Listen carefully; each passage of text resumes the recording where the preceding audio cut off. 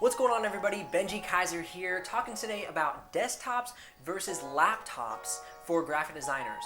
Which one should you get? What are the pros and the cons, the specs? I'm going to tell you all that information jumping into this video right now.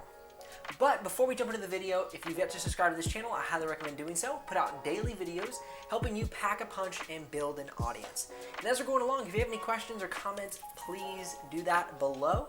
And if I mention any gear in this video, you can check that out in the description below. Those are affiliate links, and it does help out this channel, which I'm very grateful for. All right, so desktop computer versus laptop. First and foremost, what are you going to be doing on the day-to-day? Are you a student? If you're a student, laptop, 100% in my opinion.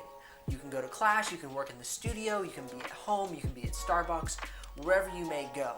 So that would be my number one recommendation to a student. Now, if you are a very wealthy student and you can afford both a desktop computer and a laptop, by all means, dive in. When you think about size, you're going to be carrying around something that has a bit of a smaller screen.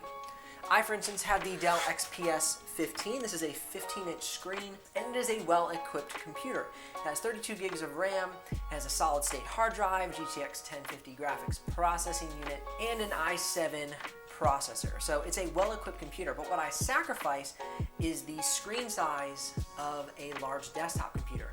Right here in front of me, I have two large 27-inch screens, and I can jump back and forth. I can do design on this one, I can have my sources and my inspiration on the other one. That helps out a lot. One way you can get around that is by buying an external monitor to hook in through your HDMI or your Thunderbolt if you have a Mac for your computer. So you can use your laptop, you get back to your room, you have the external monitor, and it just allows more working space. And for me, I have this set up personally at home. It is fantastic. It allows me to work with far greater speed. Here at work, I have the dual monitors with the tower. Now, speaking of the tower, the desktop computer versus the laptop, let's talk specs. If you're going to be getting into a lot of video editing, complementing your graphic design skills, I would recommend getting the tower. The reason being is it is a larger housing. So you're not going to garner as much heat within a larger computer box container, to say the least. It's going to have more fan power, it's going to stay cooler, it's going to run quicker, and you're not going to overheat your computer as much. I do a lot of video editing on this computer, and it sounds like a jet engine trying to take off. It just gets really warm, it uses the fans a lot. It works very well, in fact, but you can tell the computer's working a little extra hard to keep up with what I'm doing. One downside to a laptop is everything's kind of crammed into this one space. What I like about working on a desktop computer is I can have my keyboard a little bit lower, my mouse, and then my screen's kind of at eye level.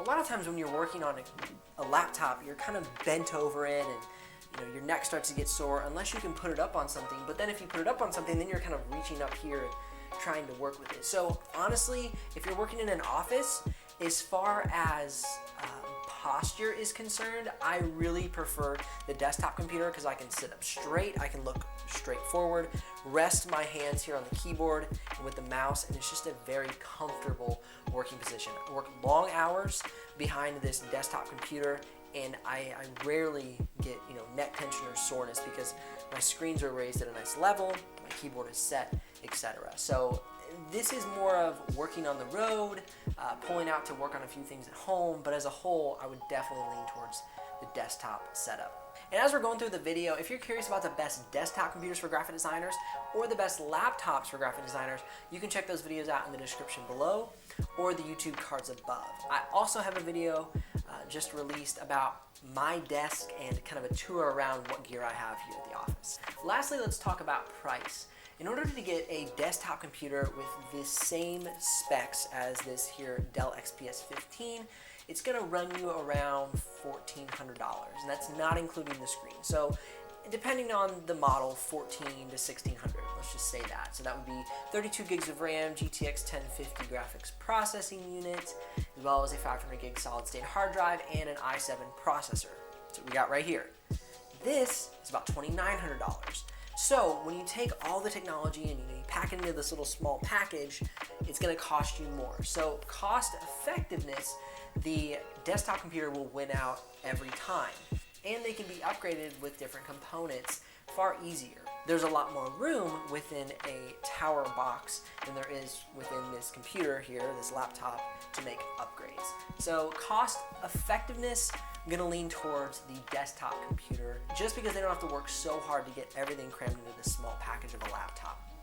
So there you go, best graphic designer desktop computer versus laptop. If you want to know the computer recommendations that I have, again, you can check those out in the YouTube cards above or the description below, and it'll take you over to those videos, and I'll walk through the specs and what I recommend you get as a graphic designer, either upgrading or coming into the industry for the first time. Thank you so much for tuning in to this video today. If it has helped you at all, please hit the like button. Comment below and tell me what gear you use or what gear you're thinking of getting, and share it out if you think this will help anybody. I would love to continue to grow the community and help others become graphic designers and get the right gear. Again, I'm Benji Kaiser of BenjiKaiser.com, and I will see you here on the next episode.